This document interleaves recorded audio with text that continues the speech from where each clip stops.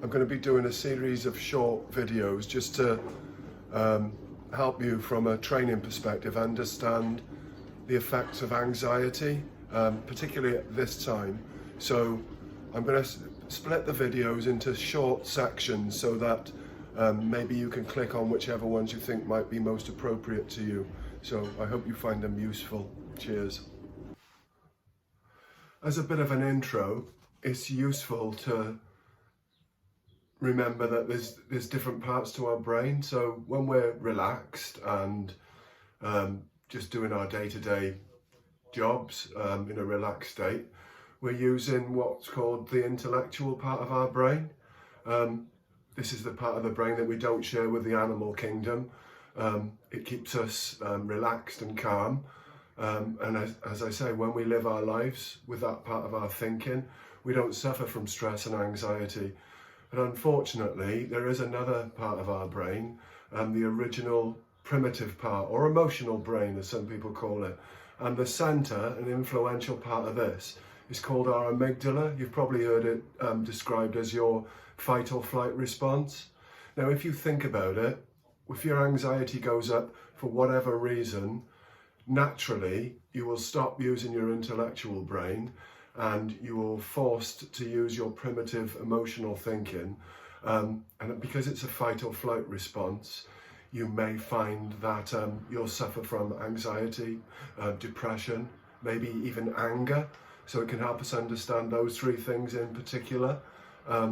That's, I suppose, the intro to the different parts of our brain and what happens to our thinking when we get anxious.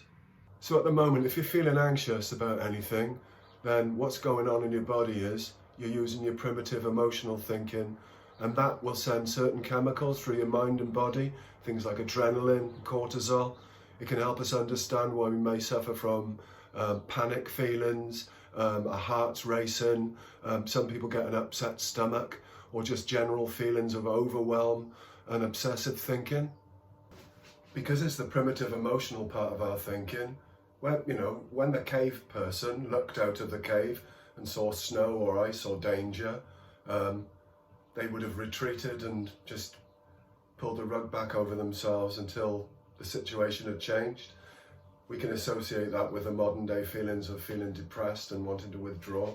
Again, our primitive ancestors never would have been far away from that panic button, the feeling of panic, and be looking out for danger all of the time.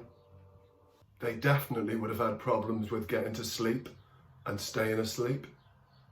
Our anxiety comes from the way that we think. It isn't the events that are going on that's causing our anxiety. It's our thinking when we enter our primitive emotional brain. Every time we have a negative thought or a worry, it's stored in a part of our brain called the hippocampus, or as I like to call it, the stress bucket. Every negative thought gets stored in the stress bucket, so that if there's lots of negative thoughts, you find that your bucket becomes full and you suffer the effects of stress, anxiety, or anger. I want to show you what you can do about it, how you can improve your thinking, how you can stay relaxed, how you can improve your sleep, and importantly, what we can do to empty our bucket